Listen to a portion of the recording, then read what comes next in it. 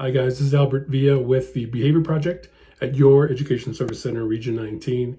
And I'm here with our second of our series of videos for tips for students with Attention Deficit Hyperactivity Disorder.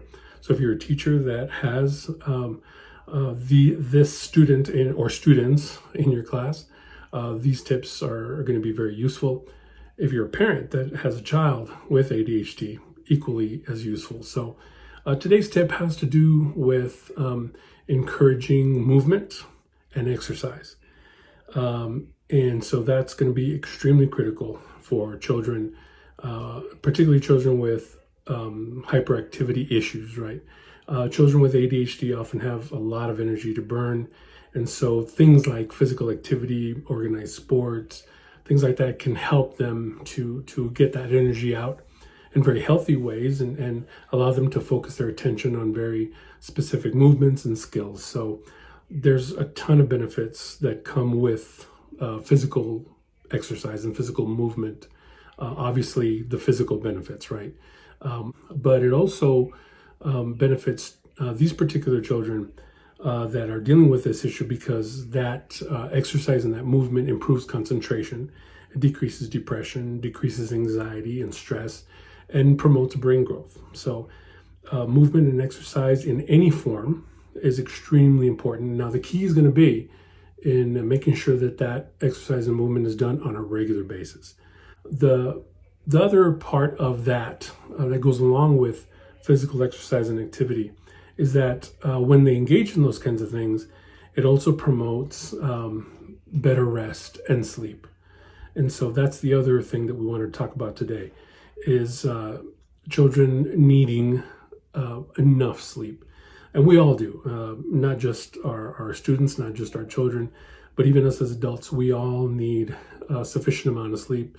And more than likely, we as adults, we probably don't get enough of sleep that we need to be able to really get the benefits out of that. But particularly when we're talking about students with attention deficit hyperactivity disorder, it is very critical that they get enough rest and enough sleep. And so it's through that sleep that we have that brain growth and brain development.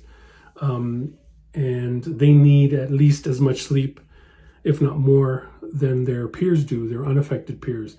It's important that we have a consistent bedtime routine, a consistent bedtime hour. And this is going to be probably one of the biggest, most helpful strategies to combat this problem. Okay. Now, the question is always asked, well, how much sleep does my child need? So I'm just going to share with you some numbers that might help you to get a better idea of how many hours a child should be sleeping. So if your child is from 1 to 3 years old, they should be getting about 12 hours of sleep each night. If they're from 3 to 6 years old, anywhere from 10 to 12 hours, leaning more towards the 12. If they're 7 years old to 12 years old, they should be getting at least 10 to 11 hours of sleep. And if they're 12 years old to 18, they should be getting anywhere from 8 to 9 hours of sleep.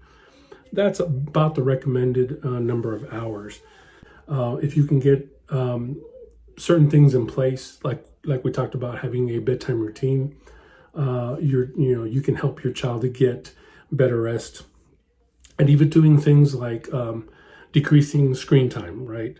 Whether it's television or iPad or tablet or television or Xbox, those kinds of things, and increasing your child's activities, like we talked about before, exercise and movement, right? That's going to help with the sleep. Eliminating things from their diet that have caffeine, that's definitely going to help. Creating a buffer time from winding down from the activities in the day into bedtime. Make sure that you have like a little transition period that allows them to transition from the end of the day into bedtime. That could be 30 minutes, 45 minutes, 60 minutes.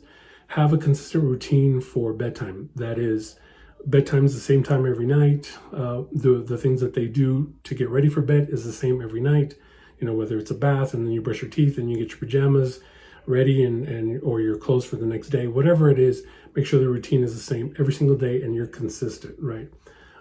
So even for children that have a hard time falling asleep, you can use things like white noise, or even things like scents, smells, like those diffusers or aromas that might help children with ADHD to calm them.